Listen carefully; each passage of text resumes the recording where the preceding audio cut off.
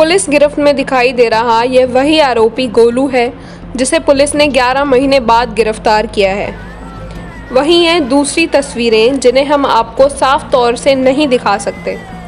बता दें कि यह तस्वीरें बीते 11 महीने पहले की हैं जो फरीदाबाद में खूब वायरल हुई थी।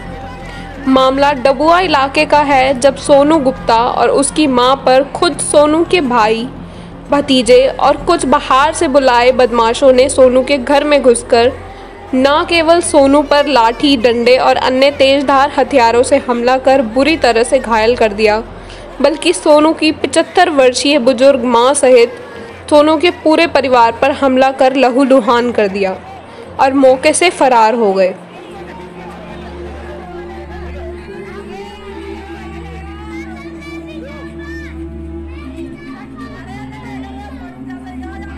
इस हमले में घायल सोनू का कई महीनों तक दिल्ली और निजी अस्पतालों में इलाज चला, जिसके बाद अब सोनू तो ठीक है, लेकिन इस दौरान सोनू की मां अपने बेटे और अपने ऊपर हुए सदमे को बर्दाश्त नहीं कर पाई और उनका देहांत हो गया।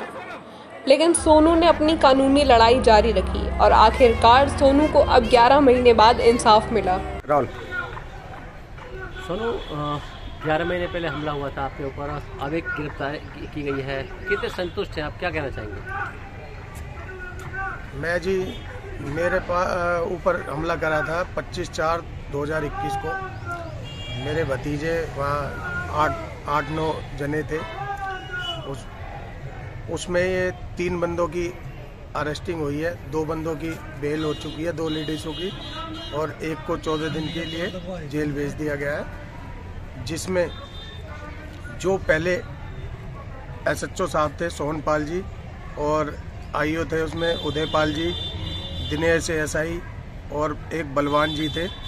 उन चारों बंदों ने उन आरोपियों को पूरी सह दी। सह देने के बाद मैं धक्के खाता रहा। एक 11 महीने बाद अब जाके मैं सीपी साहब से मिला। उन्होंने आश्वासन दिया था मुझे, एसीपी साहब से भी मिला था, तो एसएचओ साहब थे पाठक साहब, उन्होंने मुझे आश्वासन दिया कि तुम्हारा आईओ चेंज कर दिया जाएगा। उसके बाद 11 महीने बाद अब 3 बंदों की उसमें गिरफ्तारी हुई है। 2 बंदों को कोर्ट से जमानत मिल चुकी है, एक को।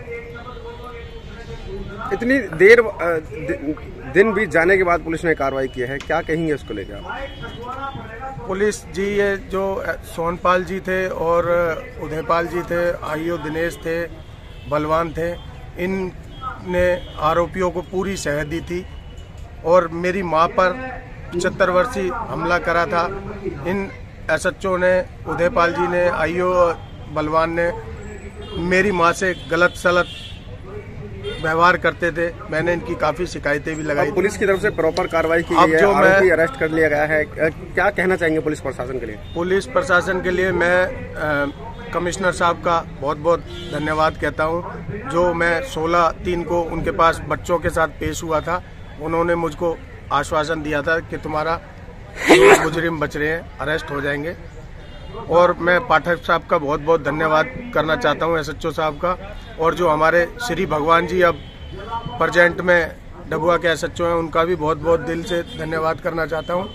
और हमारे जो एक इसमें जो आईओ थे बलवीर जी, उनका तहे दिल से धन्यवाद करना चाहता हूं कि आरोपियों को उन्होंने जल्दी से जल्दी गिरफ्तार करा। मैं बहुत 11 महीने बाद आपको इंसाफ मिला है? बिल्कुल मिला है जी। ठीक है।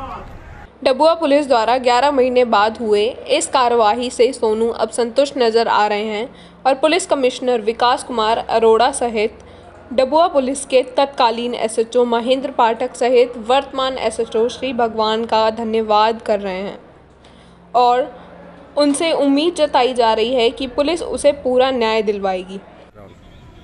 बलबीर जी, एक लड़ाई झगड़े का मामला था डबुआ थाना इलाके का, एक सोनू नामक युवक के हाथ पैर भी तोड़ देते, उसमें क्या कार्रवाई की गई है पुलिस की तरफ से, क्या था मामला?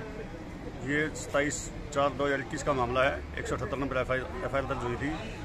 सोनू ने कंप्लेंट दी थी, उस पर 8 आदमी के नाम थे, जिसमें 5 पहले अरेस्ट हो गए थे।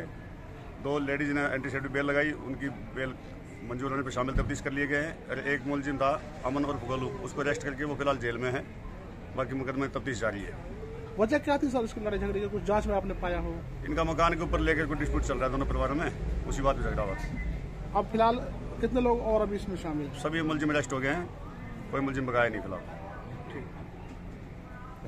तो वहीं दूसरी ओर सोनू ने घटना के समय दोषियों को सह देने वाले कुछ पुलिसकर्मियों जिनमें एसएचओ सोहनपाल, आईओ उदयपाल, हवलदार बलवान, एएसआई दिनेश पर गंभीर आरोप लगाते हुए कहा कि घटना के समय उन्होंने आरोपियों को बचाने का पूरा प्रयास किया।